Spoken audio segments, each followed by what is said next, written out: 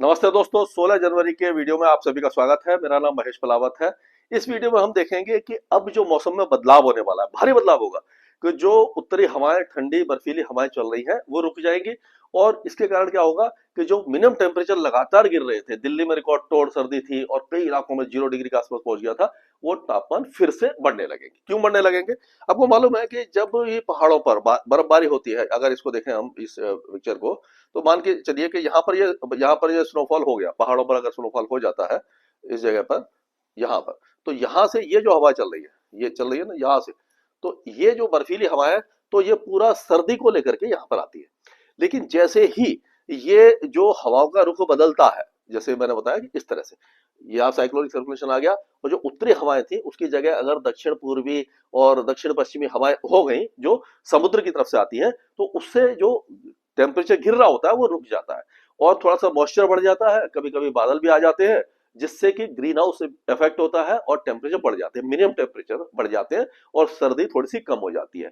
सुबह की सर्दी रात की सर्दी में फर्क पड़ता है। जो अब 2.3 डिग्री के आसपास, 3 डिग्री के आसपास दिल्ली का टेम्परेचर चल रहा है, वो 6-7 डिग्री तक 2-3 दिन के अंदर पहुंच जाएगा, क्योंकि हवाएं जो है वो इधर से चलती रहेंगी। और ये आप मान के चलिए कि अब जो वेस्टर्न डिस्टर्बेंस है उसका असर ऑलरेडी शुरू हो गया है।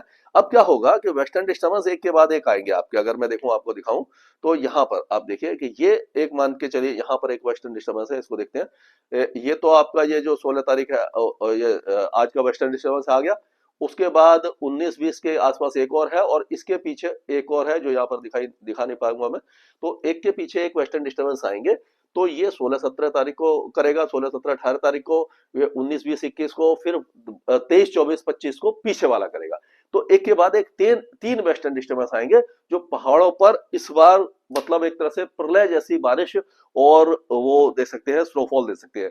अभी तक जिस इलाके में स्नोफॉल नहीं हुआ था वहां पर भी स्नोफॉल हो जाएगा, और इतना ज्यादा स्नोफॉल हो सकता है, यानी बर्फबारी इतनी भारी हो सकती है कि जितने भी राजमार्ग है, जम्मू श्रीनगर हाईवे है और बाकी जितने भी रोड है वो ब्लॉक हो सकती है, क्योंकि बर्फ इतनी ज्यादा हो जाएगी। अगर आप वहां जाने का प्लान कर रहे हैं तो आप वहां रुकने का प्लान कीजिए 4-5 दिन, क्योंकि वहां से आप आ नहीं पाएंगे अगर आप पहुंच गए, क्योंकि रास्ते जाम हो जाएंगे, उसमें समय लगता है खुलने में। तो बर्फबारी का आनंद आप ले सकते हैं, लेकिन ट्रैफिक जाम और उसका आप पहले से सोच के जाइए, ये मैं आपको पहले से बताना चाहता हूं। अब अगर हम 23 तारीख की बात करते हैं, सीधा 23 तारीख पे चलते हैं। 23 और 24 में सबसे ज्यादा इंटेंस वेदर होगा। वेस्टर्न डिस्टर्बेंस एक और आ गया होगा 23, ये यहाँ पर, ये एक यहाँ पर होगा, ये और ये दो वेस्टर्न डिस्टर्बेंस होंगे। तो 23 से लेकर के 25 जनवरी के बीच में जो बारिश होगी वो सबसे ज्यादा इंटेंस यहाँ पहाड़ों पर आपको दिखाई देगी। और ये जो यहाँ पर मॉइस्चर आ रहा है, यहाँ से आ रहा है, दोनों समुद्र से आ रहा है, तो उसके कारण क्या होगा कि पाकिस्तान से, पूरे पाकिस्तान में, अफगानिस्तान में 23-24 तारीख को बारिश होगी।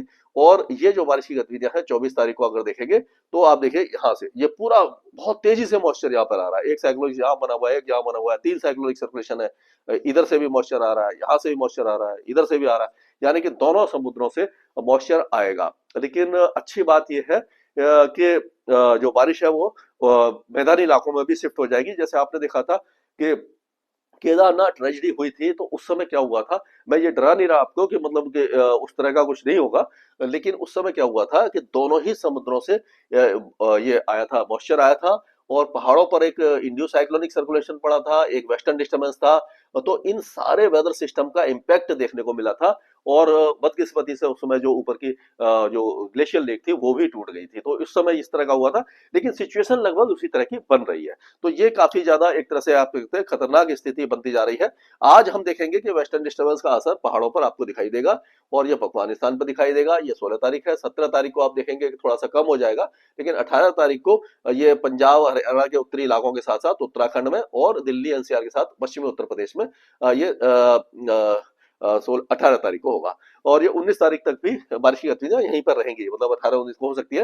लेकिन अगर 23 तारीख की जैसे मैंने पिक्चर दिखाई थी, तो उसमें आप देखिए कि पूरा पाकिस्तान कवर हो गया, अफगानिस्तान कवर हो गया, यहाँ तक आपका राजस्थान और ये गुजरात के कुछ इलाके भी कवर हो गए। ये 23 तारीख की है। 24 तारीख को ये वेदर सिस्टम यहाँ पर पहुंच गए।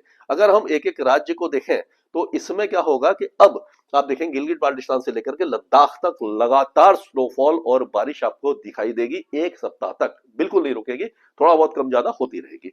अब उसमें श्रीनगर, बादीपुर, गंदरबल, ये सारे इलाके भी बारिश देखेंगे। हिमाचल प्रदेश में जो अभी तक वेदर एक्टिविटी नहीं हुई थी, वहां पर भी हो जाएगी। लाहौल स्पीति, चंबा, ये सारे इलाके धर्मशाला, मंडी ये जितने भी है यहाँ पर कुल्लू मनाली सभी जगह पर बारिश की संभावना है और ऊंचे पहाड़ों पर स्नोफॉल काफी अच्छा होगा। और 23-24 तारीख को सबसे ज्यादा इंटेंस वेदर सिस्टम आपको दिखाई देगा, सबसे ज्यादा यहाँ पर बारिश होगी, रोड ब्लॉक हो सकता है, लैंडस्लाइड और बर्डस्लाइड की भी संभावना दिखाई दे रही है। उत्तराखंड में भी आपको ये 17-18 तारीख को तो दिखाई देगा, 18-19 तारीख को हरिद्वार, नैनीताल, गढ़वाल यहाँ तक बारिश होगी और फिर उसके उसके बाद भी रुक रुक करके बारिश की गतिविधियां यहाँ पर होती रहेंगी। पंजाब की अगर हम बात करते हैं तो पंजाब में अभी 18 और 19 तारीख को गुरदासपुर, अमृतसर, होशियारपुर, रूपनगर ये जो इलाके हैं यहाँ पर बारिश की संभावना दिखाई दे रही है उत्तरी इलाकों में। और उसके बाद 23-24 तारीख को तो मूसलाधार बारिश की संभावना कई इलाकों में आपको दिखाई देगी। टेम्परेचर जो गिर रहे हैं वो थोड़े से बढ़ जाएंगे। दिल्ली और हरियाणा में भी कई इलाकों में, खास करके पंचकुला, अंबाला, यमुनानगर, कुरुक्षेत्र, करनाल, पानीपत, सोनीपत और दिल्ली और ये जो गुरुग्राम वगैरह है यहाँ पर 18-19 तारीख को हल्की बारिश आ रही है, बहुत हल्की बारिश की संभावना दिखाई दे रही है। बाकी इलाकों में 23-24 तारीख को अच्छी बारिश होगी। अगर उत्तर प्रदेश की बात करते हैं तो उत्तर प्रदेश में भी 18 तारीख को सहारनपुर, शामली, मुजफ्फरनगर, बिजनौर, मेरठ, बागपत, गाजियाबाद, हापुड़, मुरादाबाद, रामपुर, संभल ये जो इलाके हैं यहाँ पर 18-19 तारीख को बारिश हो सकती है। उसके बाद 24 और 25 तारीख को फिर से ये पश्चिमी जो इलाके हैं यहाँ पर बारिश की संभावना दिखाई दे रही है। बाकी जो पूर्वी इलाके हैं, पूरे मध्य और पूर्वी लखनऊ, कानपुर से लेकर के बाराबंकी, गोंडा, फैजाबाद, अयोध्या, वाराणसी, चंदौली ये सारे इलाकों में मौसम साफ रहेगा, लेकिन जो दिन में धूप ज्यादा निकलेगी और जो सर्दी टेम्परेचर लगातार गिर रहे हैं वो बढ़ना शुरू हो जाएंगे। उसी तरह से बिहार में भी अभी टेम्परेचर 2 दिनों के बाद बढ़ना शुरू होंगे, 2 या 3 दिन के बाद मिनिमम टेम्परेचर बढ़ेंगे, दिन में तेज धूप निकलेगी, यानी कि टेम्परेचर सर्दी में थोड़ी सी कमी आएगी। और उसी तरह से झारखंड में भी इसी तरह का मौसम दिखाई दे रहा है। पश्चिम बंगाल में भी कोई ज्यादा वेदर एक्टिविटी दिखाई नहीं देगी, क्योंकि इस वेदर सिस्टम का असर यहाँ पर दिखाई नहीं देने वाला है। उत्तर पूर्वी राज्यों में अगर देखें तो आपका यानी कि कोकराझार, आपका दुबरी, गोलपारा, कामरूप, कैमरे अलोंग, तवांग ये जितने भी इलाके हैं ये सारे इलाके एक तरह से सूखे रहेंगे। धुंध और कुहासा छा सकता है जोरहाट और ये सारे जितने भी इलाके हैं, यानी कि नागालैंड, मणिपुर, मिजोरम, त्रिपुरा सभी इलाकों में कोई खास वेदर एक्टिविटी आपको दिखाई नहीं देने वाली, सर्दी अभी बरकरार रहने वाली है। राजस्थान की अगर हम बात करते हैं तो जैसे मैंने बताया था कि राजस्थान में जो बारिश की गतिविधियां होंगी वो 23 तारीख से शुरू हो जाएंगी, 22 से भी हो सकती है, लेकिन 23 तारीख से गंगानगर, हनुमानगढ़, बीकानेर, जैसलमेर, जोधपुर, बाड़मेर यहां से बारिश की गतिविधियां आएंगी और आगे की तरफ बढ़ने वाली है। तो उस समय देखेंगे कि पूरा यह कवर होता है यहाँ तक के लिए, दौसा, करौली, सवाई माधोपुर तक नहीं होता है कि नहीं, लेकिन हनुमानगढ़, चूरू, नागौर, सिरोही, पाली यहाँ तक तो बारिश की गतिविधियां 23 और 24 तारीख को दिखाई दे रही है। और टेम्परेचर अब 2 दिनों के बाद यहाँ पर बढ़ना शुरू हो जाएंगे। अगर मध्य प्रदेश की बात करें तो मध्य प्रदेश में अभी फिलहाल कोई वेदर एक्टिविटी दिखाई नहीं देगी, आगे भी चांसेस दिखाई नहीं दे रहे।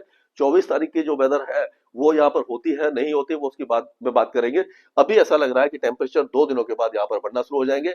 छत्तीसगढ़ में भी 2 दिनों के बाद टेम्परेचर बढ़ेंगे, सर्दी कम हो जाएगी। उड़ीसा में भी थोड़ी सी सर्दी कम हो जाएगी, लेकिन गुजरात की बात करें तो रन ऑफ कच्छ से लेकर के भावनगर, ये आपका देवभूमि, द्वारका, पोरबंदर, जामनगर ये जो इलाका है यहाँ पर 23 तारीख को बारिश की संभावना बनती दिखाई दे रही है। बनासकांठा, महसाना, पाटन ये जो इलाके हैं, राजकोट, जामनगर, जूनागढ़, गिर सोमनाथ यहाँ पर देखने वाली बात है कि यहाँ तक बादल पहुंचते हैं तो हो सकता है 23-24 तारीख को यहाँ पर भी बारिश हो जाए। लेकिन जो पूर्वी इलाके हैं, महिसागर, बड़ोदरा, सूरत, तापी यहाँ पर चांसेस दिखाई नहीं दे रहे। इस वेदर सिस्टम का असर महाराष्ट्र पर भी दिखाई नहीं देगा। हालांकि अब 2 दिनों के बाद जो दक्षिणी हवाएं हैं उसके कारण नंदुरबार, धुले, जलगांव, संभाजीनगर, अहिल्याबाई नगर, पुणे ये सारे इलाकों में जो मिनिमम टेम्परेचर है वो बढ़ने वाले हैं, यानी सर्दी यहाँ पर कम हो जाएगी। 2-3 दिनों के बाद आप देखेंगे तेलंगाना में भी सर्दी कम हो जाएगी, मौसम साफ रहेगा।